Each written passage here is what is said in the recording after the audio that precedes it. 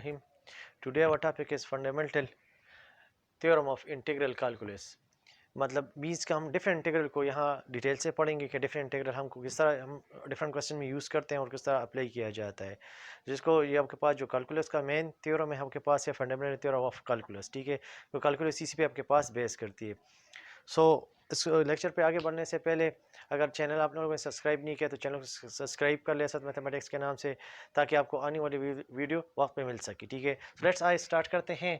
आपके पास जो फंडामेंटल थ्योरम ऑफ इंटीग्रल की कैलकुलस की डिफिनीशन है वो कुछ इस तरह आपके पास है। If a function F of X is continuous the close interval A B, then the different integral of a function f of x is in the interval a b is, आपके पास जो इसकी डिफरेंट इंटीग्रल की बाद definition है उसमें आपके पास ये ए लोअर आपके पास लिमिट कहलाता है और बी आपके पास अपर लिमिट कहलाता है। एफ ऑफ एक्स आपके पास फंक्शन है, इसका अगर इंटीग्रल फॉर एग्जांपल हमारे पास एक फंक्शन है F of x, since F of x हमारे पास एक फंक्शन है और इसका आपके पास जो इंटीग्रल है वो आपके पास कैपिटल एफ ऑफ एक्स है। सो इस कैपिटल एफ ऑफ एक्स का रिजल्ट मतलब आप सिंपली इंटीग्रेशन इस फंक्शन का करें, इसका जो रिजल्ट आ जाए एक लाइन ड्रा कर दे। कुछ बुक्स में आपके पास ये स्ट्रेट लाइन दोनों ही मतलब एब्सोल्यूट साइन के थ्रू डिनोट किया जाता है, कुछ जगहों पे आपके पास सिंगल लाइन से डिनोट किया जाता है और कुछ जगहों पे इस तरह जो आपके पास मैट्रिक्स का जो ब्रैकेट्स फॉर्म है उसको यूज़ किया जाता है। इस तरह आपके पास मतलब इसको यूज़ करते हैं। आपकी अपनी मर्जी है, लेकिन जो शार्ट जिस पे कम टाइम लगता है वो आपके पास स्ट्रेट लाइन एक ही ड्रा कर दें। ठीक है, जिसमें आपके पास नीचे लोअर लिमिट लिख लें और ऊपर आपके पास अपर लिमिट लिख लें। फिर इसको आगे किस तरह सिंप्लीफाई करना है, सबसे पहले आप इसमें अपर लिमिट पुट कर दें। अपर लिमिट आपके पास बी है, फिर दरम्यान में माइनस लगा के इसमें लोअर लिमिट आप पुट कर ले, तो F of B minus F of A. So इसके लिए एक छोटा सा एग्जाम्पल करते हैं ताकि आपके पास ये आपके पास और ज़्यादा क्लियर हो जाए। फॉर एग्जाम्पल आपके पास इंटीग्रेशन है एक्स फ्राम 1 to 2 dx, आपके पास इस तरह दिया गया। इसके आपके पास 1 लोअर लिमिट है, 2 आपके पास अपर लिमिट है। इसको किस तरह इंटीग्रेट करेंगे इस डिफरेंट इंटीग्रल को, तो उसका तरीका ये है कि आप सबसे पहले इस x का आपके पास इंटीग्रेशन करें। x का आपके पास इंटीग्रेशन क्या आएगा, एक्स स्क्वायर बाई 2 आपके पास आ जाते हैं। अगर लाइन लगा दें, ये लाइन शो कर रहे हैं इसकी अपर और लोअर लिमिट्स पे इस पर लगा लें। लोअर लिमिट्स आपके पास का 1 है, अपर लिमिट्स का 2 है। तो अब आप इसमें बारी बारी जो आपके पास इसमें 1 और 2 है कांस्टेंट है, इसको बाहर निकाल लें। सबसे पहले इस x में आप 2 पुट कर दे तो इसके ऊपर स्क्वायर आ जाएगा, फिर माइनस, फिर 1 पुट कर दे 1 का स्क्वायर।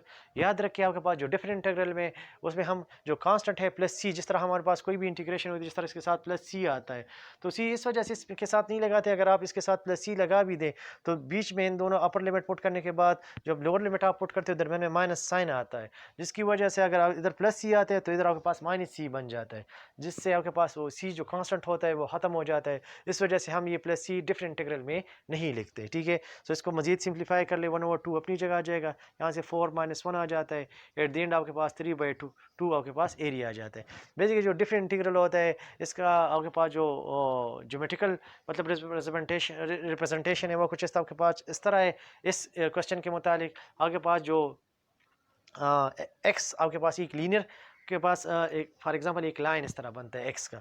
सो आपके पास 1 से लेके 2 तक, 1 to 2, इसके बीच में इसका जो एरिया आ रहा है इसकी कैलकुलेशन, इसको कैलकुलेट करने से आपके पास मतलब 1 से 2 तक x का आपके पास जो एरिया था उसका आपके पास सर के 3/2, एंड इट मीन्स कि 1.5 आपके पास इसका एरिया आपके पास आ रहा है। सो बेसिकली आपके पास जो डिफरेंट इंटीग्रल है ये हमारे पास जो है डिफरेंट फंक्शन के एरिया फाइंड करने के लिए हम इसको यूज़ करते हैं।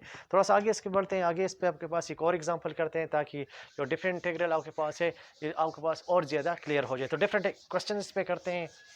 सबसे पहले ये जिस तरह हमने x का एक इंटीग्रेशन का एक क्वेश्चन कर लिया डिफरेंट इंटीग्रल का, इसी तरह एक और करते हैं ताकि जो डिफरेंट इंटीग्रल आपके पास है ये आपके पास और ज़्यादा क्लियर हो सके। सो आपके पास एक नेक्स्ट और एग्जांपल आपके पास है integral example 1, integration of 3 to 4 और 5 dx इस तरह के पास है। ठीक है, इसमें आप देख लें आपके पास जो आपने इसका मतलब इसको डिफरेंट इंटीग्रल इसका फाइंड करना है। 5 आपके पास कांस्टेंट है, बाहर निकाल लें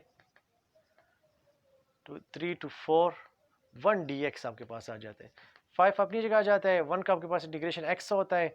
जब इंटीग्रेशन सॉल्व हो जाता है तब इस पर आप ये स्ट्रेट लाइन लगा के इसमें लोअर लिमिट लिख लें और ऊपर आपके पास अपर लिमिट लिख लें। अब आप 5 अपनी जगह आ जाएगा, सबसे पहले अपर लिमिट पुट कर दे 4, दरमियान में माइनस, फिर लोअर लिमिट पुट कर दे। ये आपके पास 4 और जो 3 नज़र आ रही है, ये हमने इस x की जगह पुटिंग की है।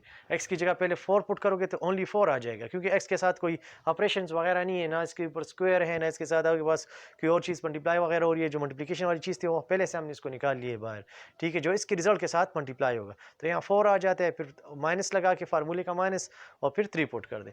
सो आपके पास एट द एंड 4 माइनस 1 से आपके पास 4 माइनस 3 से 1 आ जाता है। एट द एंड आपके पास 5 इसका आंसर आ जाता है, ठीक है। इस तरह ये आपके पास एग्जांपल कंप्लीट हो जाते हैं। एक सिंपल से एग्जांपल था, एक और थोड़ा सा कॉम्प्लिकेटेड एग्जांपल इस पे करते हैं। एग्जांपल 2, एग्जांपल नंबर 2 आपके पास कुछ इस तरह है, इंटीग्रेशन फ्रॉम 2 to 3x, और आपके पास कुछ लिखा है 2x square minus 3 whole power 1/2 dx। इस तरह आपके पास कुछ लिखा है। इसको आपने सिंप्लीफाई करना है। सबसे पहले आप इस लिमिट को भूल जाए, सबसे पहले आपने इसका इंटीग्रेशन पे आपने कंसंट्रेशन करनी है कि इसका इंटीग्रेशन किस तरह सॉल्व होगा। सो इसको हम थोड़ा सा रीअरेंज कर लेते हैं। अब हम इसको सारा लिख सकते हैं 2x square minus 3 1/2 x dx। आपके पास इसके कई तरीके हैं, सब्स्टिट्यूशन का मेथड भी है, लेकिन डायरेक्ट इंटीग्रेशन भी पॉसिबल है। इसका आगे आप अगर डेरिवेटिव बना लें, यानी 2x स्क्वायर माइनस 3 का अगर आगे आप डेरिवेटिव बना सकते हो, सो फिर हम इसको आगे इजीली सिंप्लीफाई कर लेंगे। 2x स्क्वायर माइनस 3 का आपके पास जो डेरिवेटिव है वो 4x बनता है, लेकिन आगे आपके पास ओनली x है, तो 4 मल्टीप्लाई एंड डिवाइड कर ले, 4 मल्टीप्लाई एंड डिवाइड कर। आपको डिवीजन वाली है वो नहीं चाहिए, जो मल्टीप्लिकेशन वाली है वो चाहिए, तो 4 इसके साथ हम लगा लेते हैं। अब इस फंक्शन का आगे कंप्लीट डेरिवेटिव मौजूद है, तो उस पर फार्मूला यूज़ करते हैं। 1/4 अपनी जगह आ जाएगा। फार्मूला आपके पास इस तरह है कि 2x स्क्वायर माइनस 3, तो इसके पावर में इंक्रीज़ कर ले 1/2 प्लस 1 डिवाइड बाई 1/2 प्लस 1 और प्लस सी। ये हम फार्मूला इसमें यूज़ कर लेते हैं। अगर किसी भी फंक्शन का आगे डेरिवेटिव मौजूद होता है, कंप्लीट डेरिवेटिव मौजूद हो, किसी फंक्शन का विदाउट पावर अगर कंप्लीट डेरिवेटिव आगे मौजूद हो, तो उसके पावर में ऊपर भी 1 इंक्रीज़ कर ले, नीचे भी। बेसिकली इसमें हम ये फार्मूला यूज़ करते हैं, F N of X A prime of X D x.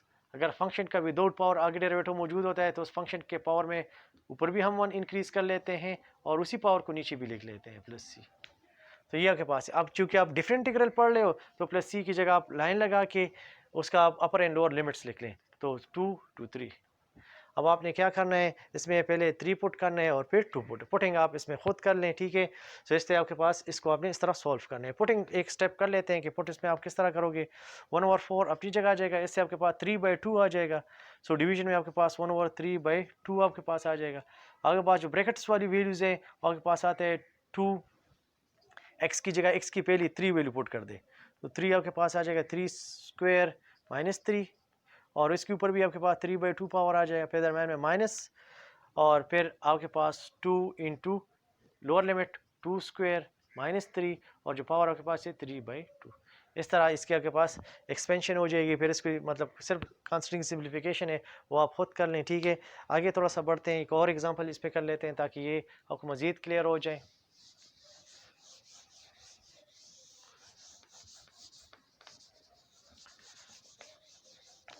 एक और एग्जांपल इस पे करते हैं। आपके पास एक एग्जांपल आपके पास है 3rd number, integration from π/2 to π/2 to π, और खास x/2 प्लस π dx। कुछ इस तरह आपके पास एक एग्जांपल गिवन है, इसको आपने इंटीग्रल इसका फाइंड करना है, लेकिन डिफरेंट इंटीग्रल आपके पास इस टाइम गिवन है।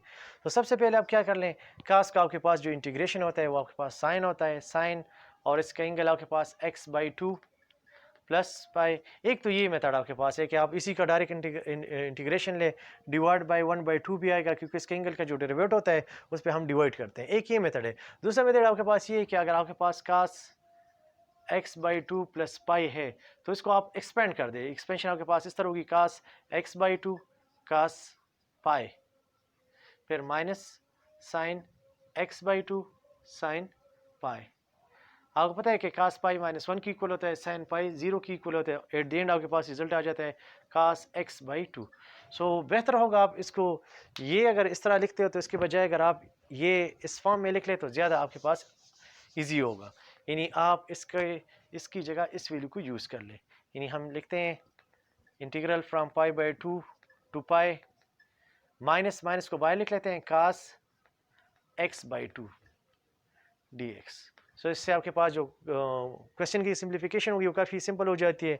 माइनस अपनी जगह आ जाएगा, इसका इंटीग्रेशन आप लिख लें साइन x बाई 2, और इस एंगल का जो डेरिवेटिव आता है 1/2 आता है वो डिवीजन में लिख लें, और इंटीग्रल जो डिफरेंट इंटीग्रल का लाइन है वो लगा दे पाई बाई 2 टू पाई। अब आप e2 बाहर आ जाएगा -2, अब पहले अपर लिमिट पुट कर दे sine pi by 2 minus sine, और जब यहाँ पाई बाई 2 पुट करेंगे तो पाई बाई 4 बन जाएगा। सो यहाँ से आपके पास -2 इंटू इससे आपके पास 1 आ जाता है, इससे आपके पास 1/√2 आ जाता है। इसको इस तरह मजीद सिंप्लीफाई कर ले तो आपके पास एट द एंड ये इसका आंसर आ जाता है। उम्मीद है आपके डिफरेंट इंटीग्रल के जो क्वेश्चन सिंपल सिंपल से क्वेश्चन मैंने किए हैं आपको समझ आई होगी, ठीक है। एनी प्रॉब्लम हो तो कमेंट्स में ज़रूर शेयर कर ले। आगे जो हमारे पास लेक्चर है वो हम डिफरेंट इंटीग्रल्स के डिफरेंट प्रॉपर्टीज़ के बारे में पढ़ेंगे, जहाँ से आपको क्वेश्चन और सॉल्व करना और भी ज़्यादा आसान हो जाएगा। सो नेक्स्ट लेक्चर ज़रूर इसमें आप देख लें। वीडियो अच्छी लगे तो लाइक एंड शेयर ज़रूर करें, और कमेंट्स में आप ज़रूर बताएं कि आपको ये लेक्चर कैसे लगा।